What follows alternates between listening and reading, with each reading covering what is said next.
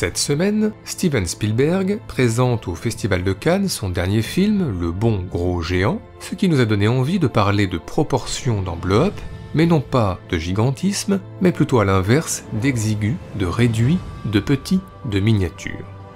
Alors pour commencer, évoquons les personnages nombreux qui rétrécissent au cinéma. C'est le cas bien sûr de l'illustre Alice de Lewis Carroll, trop grande pour entrer dans l'autre monde, comme le montre la version de Jan Svankmajer.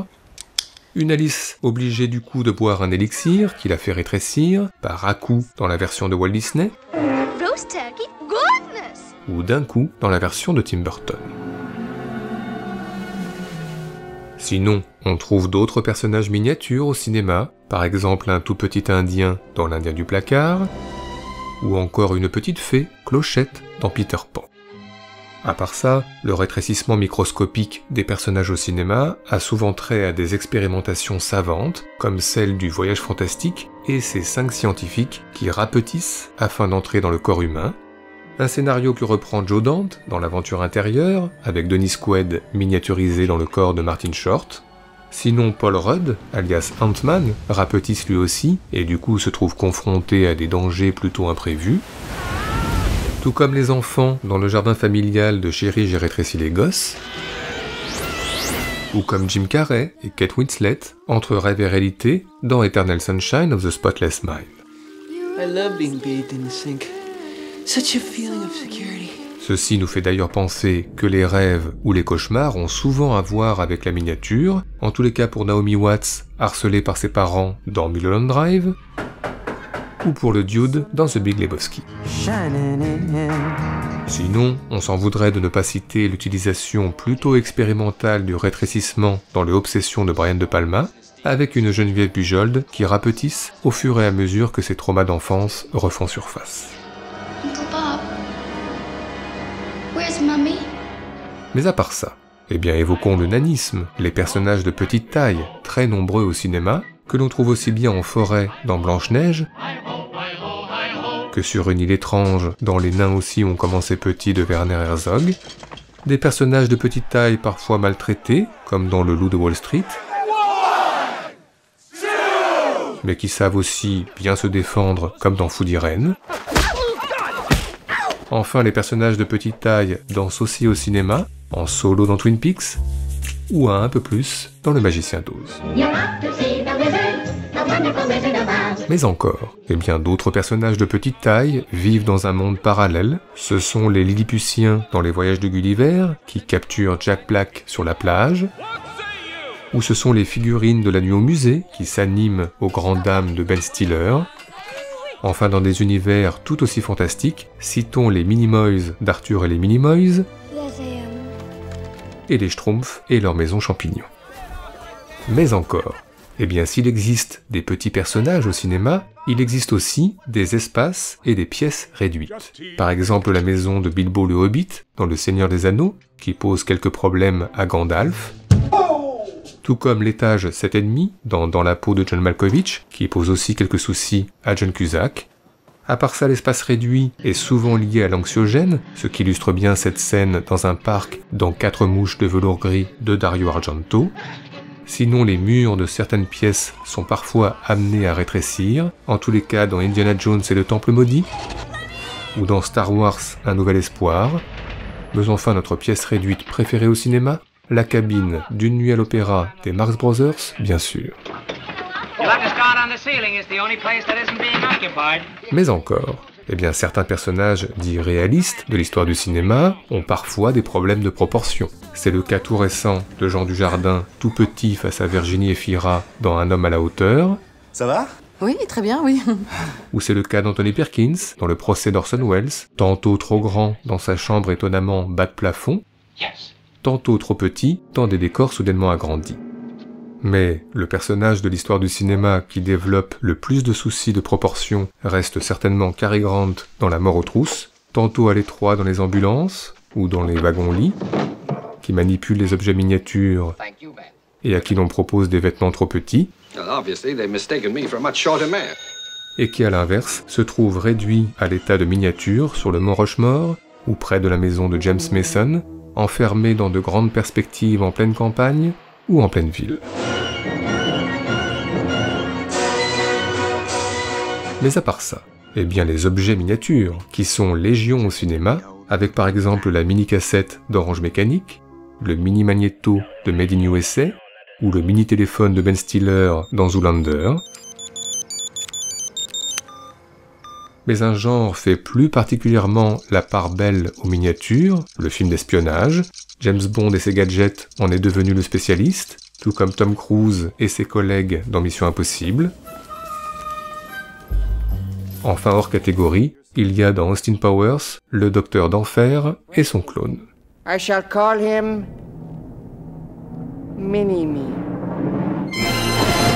Enfin, la miniature au cinéma est aussi et surtout liée à l'enfance, et là il y a l'embarras du choix, avec le théâtre miniature de Fanny et Alexandre, la maquette du labyrinthe de Shining, le train miniature de Repas, la boîte à musique des Innocents, les Subutéo de Nanni Moretti et ses copains dans Je suis un autarcique, la maison de poupée au propre d'Inception ou au figuré dans Le tombeur de ces dames, et puis les figurines d'Alec Baldwin dans Beetlejuice, et les figurines de Rick Moranis dans La folle histoire de l'espace de Mel Brooks. Oh, your helmet is so big.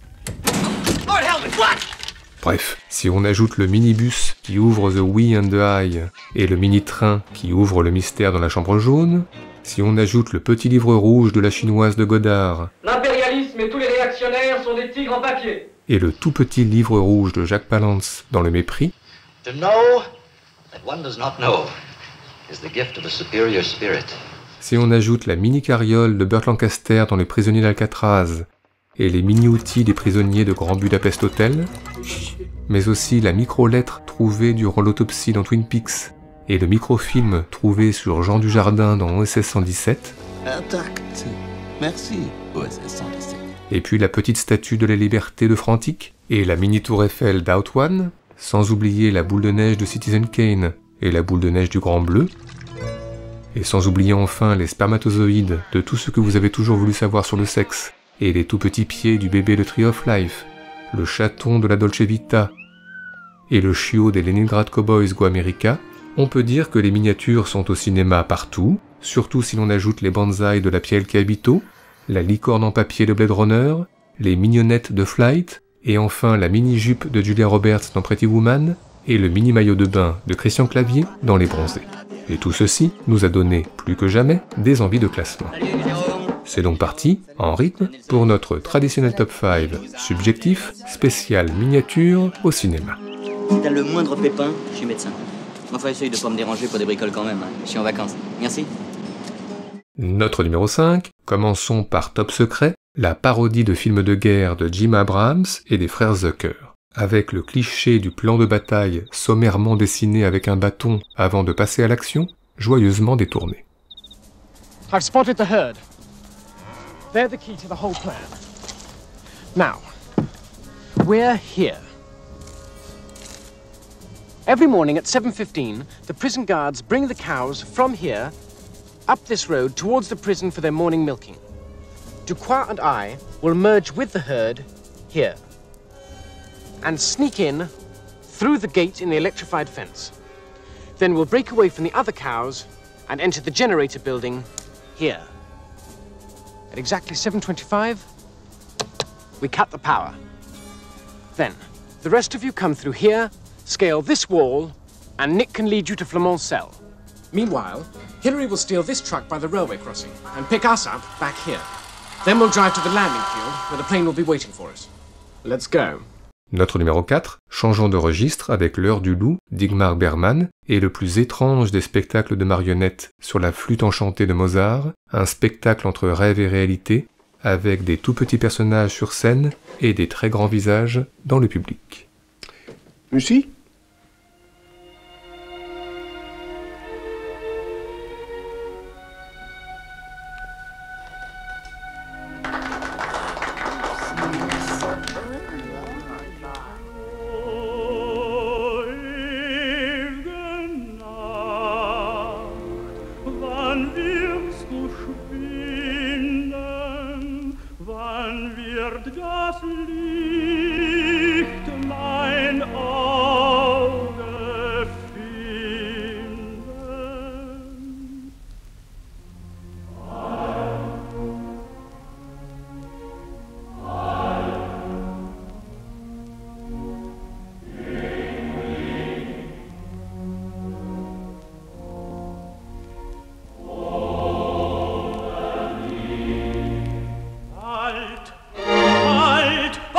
sagt ihr oder nie?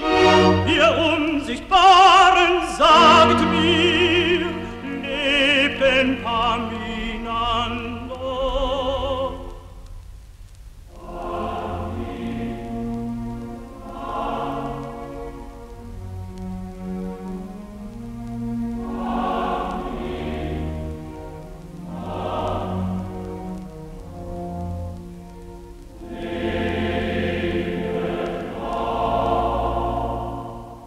Notre numéro 3 concerne Pedro Almodóvar, lequel a tourné 2 scènes très mémorables liées aux miniatures. Tout d'abord la baignoire, le petit plongeur et Victoria Abril dans Attache-moi. Et puis dans Parle avec elle, le film dans le film en noir et blanc, le mari miniaturisé par erreur par sa femme scientifique qui part pour une insolite exploration nocturne.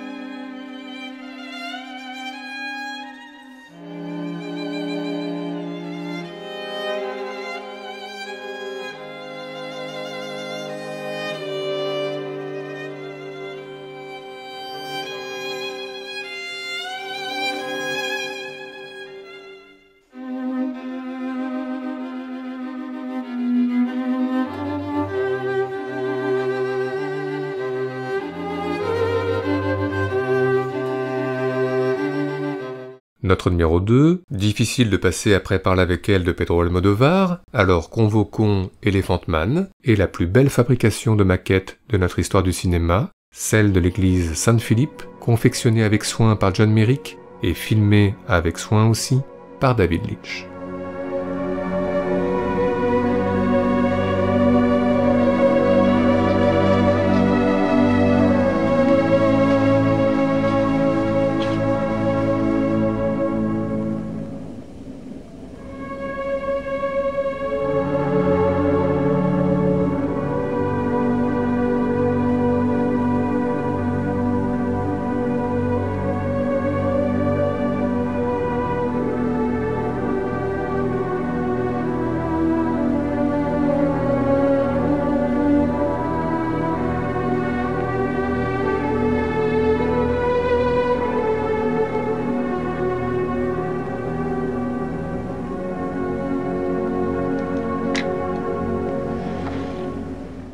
Enfin, notre numéro 1 est l'évidence de l'évidence, et nous avons eu bien du mal à ne pas le citer dans notre introduction, L'homme qui rétrécit, bien sûr. Alors, si vous n'avez jamais vu le classique de Jack Arnold, passez votre chemin, car nous allons conclure par le très beau final du film, vous êtes prévenus. Scott Carey, réduit à l'état de miniature, accepte son destin après avoir tant lutté. Pour nous, soyons solennels, l'une des plus belles fins de notre histoire du cinéma. So close, the infinitesimal and the infinite. But suddenly I knew they were really the two ends of the same concept. The unbelievably small and the unbelievably vast eventually meet, like the closing of a gigantic circle. I looked up, as if somehow I would grasp the heavens, the universe, worlds beyond number. God's silver tapestry spread across the night. And in that moment, I knew the answer to the riddle of the infinite. I had thought in terms of man's own limited dimension. I had presumed upon nature that existence begins and ends is man's conception, not nature's. And I felt my body dwindling, melting, becoming nothing.